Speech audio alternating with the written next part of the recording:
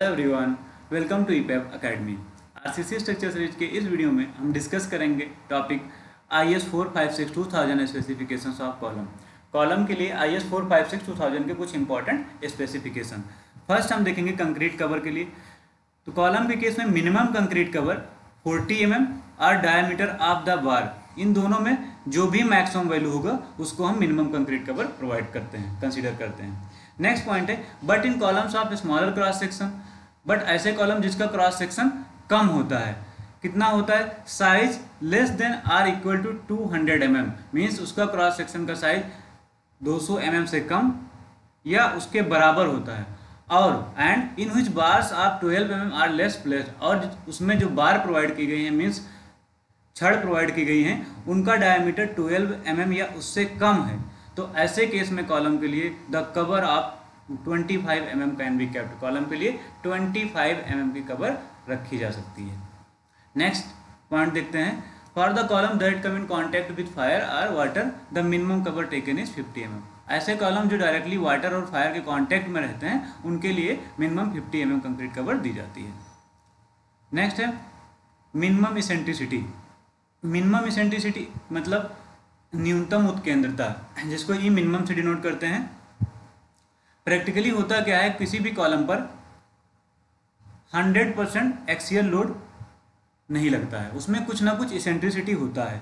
इसीलिए according to IS code जितने भी कॉलम है या कंप्रेशन मेंबर है सभी की डिजाइनिंग मिनिमम इसेंट्रिसिटी के लिए किया जाता है। All column should be design for minimum eccentricity. According to IS code minimum eccentricity find करने के लिए जो फार्मूला यूज करते हैं, minimum equal to L divide by 500 plus least lateral dimension, LLD मतलब least lateral dimension divide by 30 और 20 mm, इनमें से जो भी मैक्सिमम वैल्यू होगी उसको कंसीडर करेंगे। मींस किसी भी केस में ई मिनिमम की वैल्यू 20 mm से कम नहीं होगी, जहां पर L जो है अनसपोर्टेड लेंथ ऑफ कॉलम है। नोट में हमें याद रखना होगा, अगर ई मिनिमम की value less than or equal to 0.05 times of least lateral dimension होगा तो column shall be design for axial load, तो कॉलम को एक्सियल लोड के लिए डिजाइन करना चाहिए। E minimum 0.05 times of least lateral dimension से कम या बराबर है, और हमें पता है ई मिनिमम की वैल्यू 20 mm लेते हैं, क्योंकि किसी केस में इसकी वैल्यू 20 mm से कम नहीं होता है। तो यहाँ पर ई मिनिमम की वैल्यू 20 mm रख देंगे, 0.05 times of least lateral dimension. इसको सॉल्व करेंगे तो यहाँ से देखेंगे लीस्ट लेटरल डायमेंशन की जो वैल्यू आएगी greater than or equal to 400 mm आएगी। मीन्स एक्सियल लोड के केस में जब कॉलम को एक्सियल लोड के लिए डिजाइन करेंगे तो वहाँ पर जो लीस्ट लेटरल डायमेंशन की वैल्यू होगी greater than or equal to 400 mm होगा, हमें याद रखना है इसको। सेकेंड केस, अगर मिनिमम की value greater than 0.05 times of least lateral dimension होता है तो उस केस में कॉलम को जो डिजाइन की जाती है दोनों केस के लिए की जाती है फॉर द एक्सियल लोड और बेंडिंग, दोनों के लिए किया जाता है। लीस्ट लेटरल डायमेंशन क्या होता है हमें पता है, ये कॉलम की विड्थ और डेप्थ, इन दोनों में से जो मिनिमम वैल्यू होती है उसी को हम बोलते हैं लीस्ट लेटरल डायमेंशन।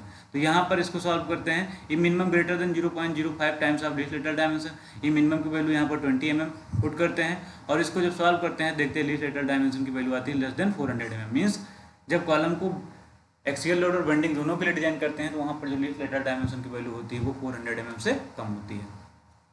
सेकेंड देखते हैं रेनफोर्समेंट। नेक्स्ट है इसमें रेनफोर्समेंट मीन्स परवलन। तो कॉलम में रेनफोर्समेंट क्यों प्रोवाइड करते हैं? डक्टिलिटी प्रोवाइड करने के लिए, और उसके साथ when the length of the column is more than 4 to 6 times its least lateral dimension BRD जो भी मिनिमम होगा, then it should be necessarily given reinforcement. जब कॉलम की लेंथ और हाइट ज़्यादा हो जाती है, मीन्स 4 कितना ज़्यादा हो जाता है 4 to 6 times of least lateral dimension, तो उसके लिए रेनफोर्समेंट प्रोवाइड करना जरूरी हो जाता है। रेनफोर्समेंट कॉलम में दो टाइप से प्रोवाइड किया जाता है, एक होता है मेन और लॉन्गिट्यूडनल रेनफोर्समेंट, दूसरा होता है ट्रैवर्स और लैटरल रेनफोर्समेंट। मेन रेनफोर्समेंट और लॉन्गिट्यूडनल रेनफोर्समेंट मतलब मुख्य अथवा अनुदैर्घ्य प्रबलन, ट्रैवर्स मीन्स अनुप्रस्थ, लैटरल मीन्स पार्श्व मीन्स अनुप्रस्थ या पार्श्व प्रबलन। फर्स्ट हम देखते हैं मेन और लॉन्गिट्यूडनल रेनफोर्समेंट। मेन रेनफोर्समेंट क्या होता है? It is placed in the column in the form of vertical bars. जो मेन रेनफोर्समेंट होता है वर्टिकल बार के फॉर्म में प्रोवाइड किया जाता है, मीन्स अलॉन्ग द लेंथ इसको प्रोवाइड किया जाता है, इसीलिए नेम इसका लॉन्गिट्यूडनल बार्स है। ये हमारा होता है मेन रेनफोर्समेंट कॉलम के लिए।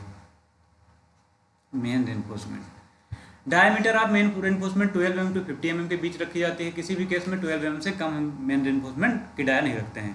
नेक्स्ट पॉइंट है area of main bar. Main bar का area according to IS 456/2000 area of main bar जो होता है वो रखा जाता है between 0.8% to 6% of the total cross sectional area of column, means 0.8 to 6% of total cross sectional area, जिसको gross area बोलते हैं, AG बोल सकते हैं।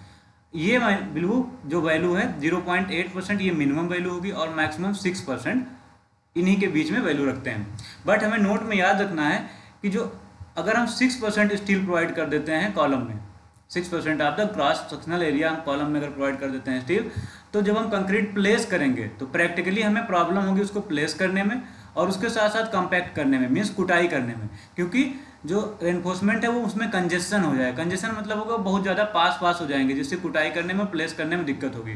तो इसलिए जो परसेंटेज ऑफ स्टील है नॉर्मली हम उसको 4% से ज़्यादा नहीं रखते हैं ताकि ऐसी प्रॉब्लम ना क्रिएट हो। तो मीन्स जो ए की मैक्सिमम वैल्यू होगी, ए की मैक्सिमम वैल्यू होगी वो हम 4% लेते हैं, 4% ऑफ AG, और मिनिमम की जो वैल्यू होती है उसको हम 0.8% ऑफ AG लेते हैं। Next point, in case of pedestal. Pedestal के केस में जो वैल्यू होती है उसको हम 0.15% रखते, 15% ऑफ क्रॉस सेक्शनल एरिया लेते हैं। तो मतलब पेडेस्टल केस में जो एरिया हम लेते हैं स्टील का उसको हम 0.15% ऑफ AG रखते हैं। पेडेस्टल क्या होता है? पेडेस्टल मतलब होता है चौकी, और ये क्या होता है? ये भी कंप्रेशन मेंबर होता है जिसकी लेंथ लेस देन होता है 3 times of least lateral dimension. इसकी भी डेफिनेशन हमने डिस्कस किया है। फिर नेक्स्ट देखते हैं नंबर्स ऑफ बार। कितने नंबर्स ऑफ मेन बार हम प्रोवाइड करते हैं? तो मिनिमम नंबर ऑफ बार जो कॉलम में हम प्रोवाइड करते हैं, रेक्टेंगुलर और स्क्वायर कॉलम के केस में 4 प्रोवाइड करते हैं और सर्कुलर कॉलम के लिए 6 प्रोवाइड करते हैं। बट हमें याद रखना है कि अगर हेलिकल और स्पाइरल रेनफोर्समेंट प्रोवाइड किया गया है, हेलिक्स फॉर्म में या स्पाइरल फॉर्म में रेनफोर्समेंट प्रोवाइड किया गया है कॉलम में for the purpose of lateral reinforcement, मतलब लेटरली सपोर्ट के लिए, मीन्स ये लॉन्गिट्यूडनल बार है और यहाँ पर लेटरल रेनफोर्समेंट हेलिक्स फॉर्म में प्रोवाइड किया गया है। तो ऐसे केस के लिए जो मिनिमम नंबर्स ऑफ बार होंगे कॉलम में वो 6 रहेगा with in the helical reinforcement. Number of बार कितना हो जाएगा? मिनिमम 6। नेक्स्ट, स्पेसिंग बिटवीन बार। जो मेन बार है उनके बीच की स्पेसिंग, मीन्स ये बार है इनके बीच में स्पेसिंग कितना रखना है? तो according to code spacing of main bar along the periphery of the column shall not exceed 300 mm। ये कितना है? 300 है, 300 mm से ज़्यादा नहीं रखना है। नेक्स्ट हम देखते हैं ट्रैवर्स। फर्स्ट हमने देख लिया मेन और लॉन्गिट्यूडनल रेनफोर्समेंट क्या होता है, फिर उसके बाद आप देखते हैं ट्रैवर्स रेनफोर्समेंट क्या होता है और इसके लिए different condition. Due to loading the longitudinal bars have a tendency to stray outward. Load पड़ने के कारण जो मेन बार्स होते हैं, जैसे ये हमारे क्या है लॉन्गिट्यूडनल बार्स हैं, और इस पर जब लोड पड़ता है तो क्या आउट डायरेक्शन में ये स्ट्रे करने की कोशिश करती है। स्ट्रे मतलब ये बकल करने की कोशिश करती है, कुछ ऐसे जो है ये बकल करने की कोशिश करती है इधर से ऐसे। तो इसको रोकने के लिए to prevent this buckling or straying of the bar, lateral reinforcement is required at suitable interval along the length of the column। तो इसको रोकने के लिए लेटरल रेनफोर्समेंट प्रोवाइड करने की जरूरत पड़ती है along the length of the column। Laterally इसको प्रोवाइड करते हैं, इस डायरेक्शन में प्रोवाइड करते हैं इसको। Lateral reinforcement maintain the longitudinal bar in their original vertical position.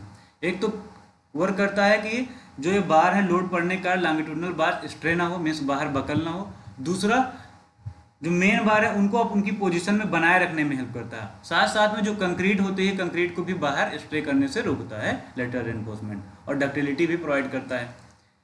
Lateral reinforcement is 2 type. Lateral reinforce 2 type से प्रोवाइड करते हैं। फर्स्ट होता है लिंक और टाई बार, दूसरा है हेलिकल और स्पाइरल बार। लिंक और टाई बार या हेलिकल और स्पाइरल बार। लिंक और टाई बार को बोलते हैं स्वतंत्र छल्ले या तान छड़े।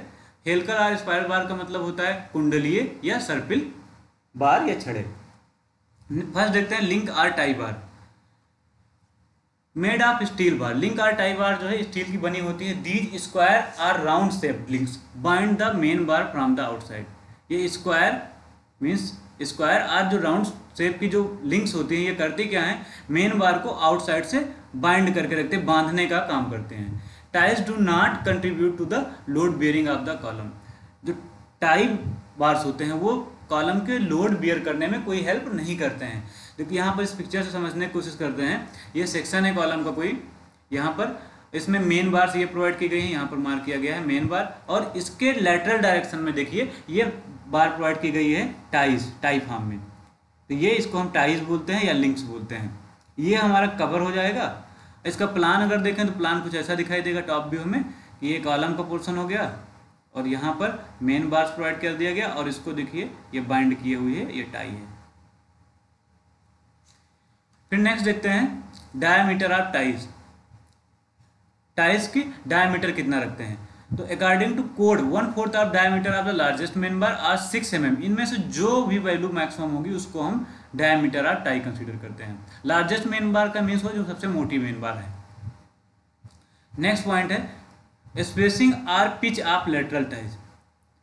जो लेटरल टाइज है उनके बीच की स्पेसिंग या पिच कितनी रखते हैं, तो अकॉर्डिंग टू IS कोड जो पिच के लिए हमें 3 वैल्यू को कंसीडर करना होगा और उनको कंपेयर करना होगा फर्स्ट, और उनमें जो मिनिमम वैल्यू होगी उसको हम पिच कंसीडर करेंगे। First least lateral dimension of column, least lateral dimension, उसके बाद 16/5 एंड 300 mm। इनमें जो मिनिमम वैल्यू होगी उसको हम कंसीडर करेंगे। यहाँ पर 5 जो है डायमीटर ऑफ स्मॉलेस्ट बार होता है। स्मॉलेस्ट मेन बार का मतलब क्या हो, जो सबसे पतली मेन बार है।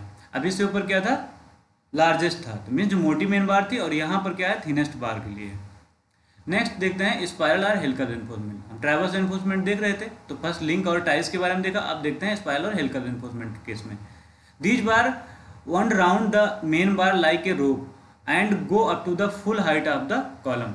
ये वो बार होती हैं जो कॉलम को चारों तरफ से रस्सी की तरह से बांधते हैं, क्योंकि नेम ही इसका स्पाइरल या हेलिकल है, मीन्स कुंडली फॉर्म में या सर्पिल फॉर्म में। ये मेन बार है कॉलम और इसमें ये मेन बार है। तो अगर इसको लेटरली ट्रैवल डायरेक्शन ऐसे बाइंड करती हैं ये मेन बार्स को, तो इनको हम क्या बोलते हैं, हेलिकल रेनफोर्समेंट बोलते हैं। It gives column additional strength and it can bear greater loads.